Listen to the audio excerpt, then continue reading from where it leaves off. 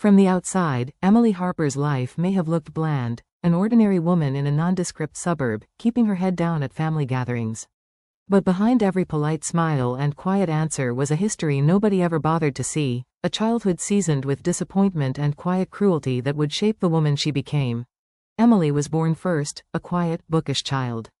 For 6 years, she was her parents' pride, until the night her sister Madison came into the world, early and ill, and soaked up every drop of care their parents ever had to offer. Life after Madison was all about protocols, hospital visits, and special diets. Emily was gently pushed aside, sent to stay with relatives, for her own safety, whenever Madison showed the slightest cold symptom. She knew her place, on the outside, peering in. Her early school years held little comfort. Teachers praised Emily's report cards, but every assembly saw her parents clutching Madison, who watched, bored, through half-lidded eyes. Every conference turned into a discussion of Madison's struggles, Emily's perfect grades left to simmer quietly on the side.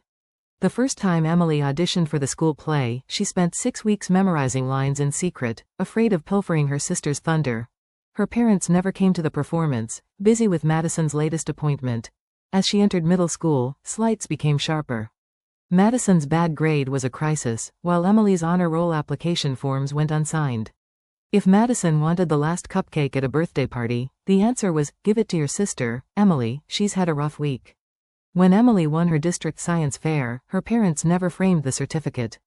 But they hosted a backyard barbecue when Madison's soccer team, almost by accident, won 3rd place in a city league.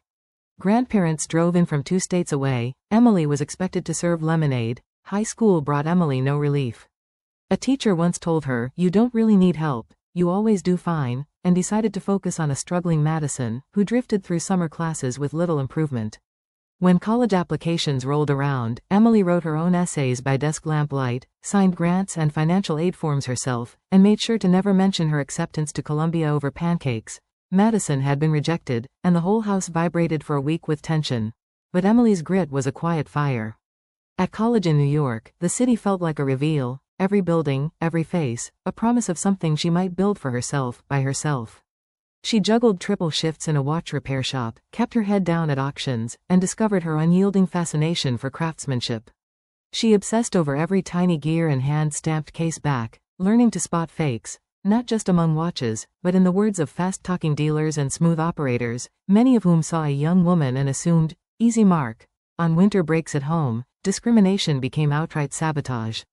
One year, her uncle announced that women just don't get mechanical things, and urged her to try something easier, like interior design. Her cousin, a fledgling banker, swiped her resume at a family Christmas party, promising to pass it along, only to use her story to get ahead at his own firm. Emily sent her parents cash every month, quietly covering their mortgage shortfalls and Madison's therapy bills, all told to the family as, "From your father's bonus." Madison's Instagram glittered with new handbags and influencers' parties. Her captions always included a bitter joke about loser sisters who can't keep up.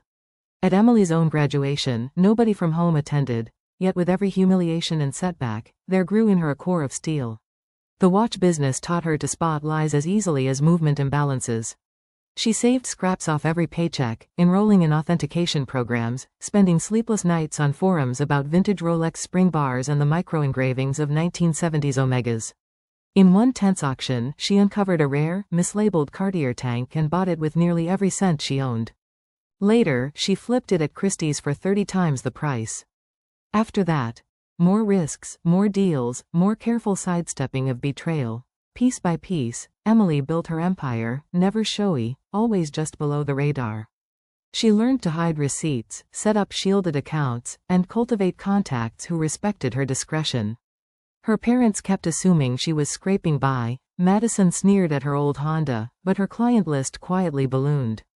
Athletes, old money heirs, even hedge fund managers. She never said no to a project, never let on just how profitable she had become. Years passed.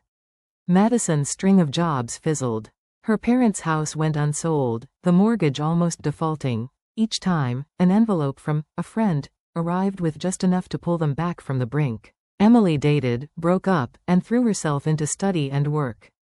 She devoted holidays to learning, skipping family gatherings but never letting herself fully break away. The need for approval, even after decades of hurt, was a scar she tried to ignore. but success brings its own friction. As her name started to circulate in luxury circles, whispers grew. Jealous competitors spread rumors. Clients who lost out at auctions hinted at foul play. Emily trusted almost no one.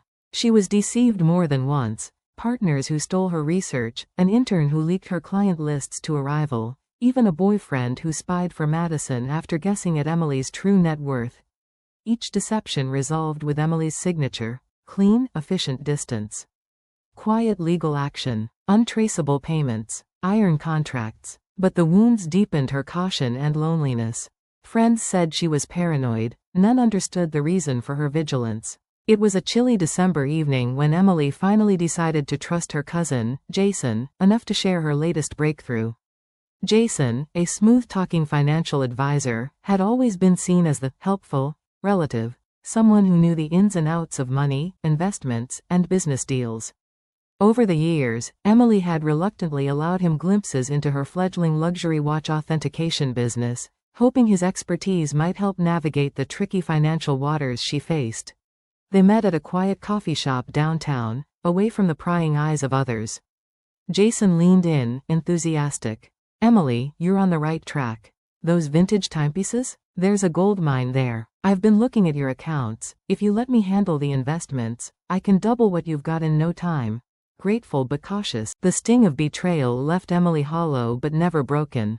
In the wake of Jason's deception, she found herself at a crossroads: sink into despair or rise even stronger. The dust that settled over her finances was heavy, but her spirit refused to be crushed. Late nights turned into lessons in resilience, poignant reminders that every setback was a step toward greater wisdom. Emily threw herself into mastering every aspect of her craft with renewed fervor. If her cousin thought she could be fooled again, he had gravely underestimated her. She pored over dusty horology textbooks, joined exclusive industry forums, and relentlessly networked with experts worldwide. It wasn't just about watches anymore, it was about proving to herself that she could create a sanctuary of trust built on her own terms. One brisk spring morning, while sorting through a batch of estate watches acquired at an auction, Emily's eye caught a subtle detail on a nondescript timepiece.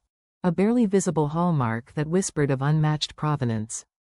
Hours of research revealed the watch was a lost model from an early 20th century Swiss manufacturer, thought to have vanished during the war. This discovery was her turning point. The piece sold for over $75,000, more than triple what she had paid. But it wasn't just the money, it was the validation of her expertise and intuition. Clients who had dismissed her were now calling with inquiries about the rare finds only she could authenticate. Word spread like wildfire across the tight circles of collectors and dealers. Emily was no longer just another woman struggling in a male-dominated trade. She was a rising force and a witness to her own transformation.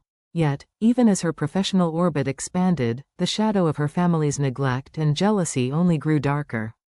Madison, ever the spotlight seeker, began openly mocking Emily's little watch hobby during family dinners, boasting about her own modest marketing job with exaggerated flair. Their parents, wrapped in denial and misplaced pride, never acknowledged Emily's growing success beyond a dismissive, "That's nice, dear." Tension simmered beneath every holiday gathering, but Emily played her part at the table with quiet grace. Inside, she was planning her inevitable independence from the toxic expectations and false narratives that had long defined her family relationships. If the betrayal by Jason had cut deep, the simmering Cold War at home hardened Emily's resolve. Every sneer, every backhanded compliment, stoked a fire to prove her worth, not for their applause but for her own sense of dignity. It was clear, she wasn't rebuilding just a business, she was reclaiming her life, one meticulous step at a time. The years that followed were a tapestry of triumphs and wounds. Clients who gambled millions trusting her judgment, nights spent cataloging the smallest details in auction catalogs, battles with imposters trying to copy her methods, and the slow but steady growth of a team she handpicked and mentored carefully. Emily's story was no longer just about survival, it was about mastery. A kingdom forged not merely from the ticks and talks of watches, but from the relentless pulse of resilience beating within her.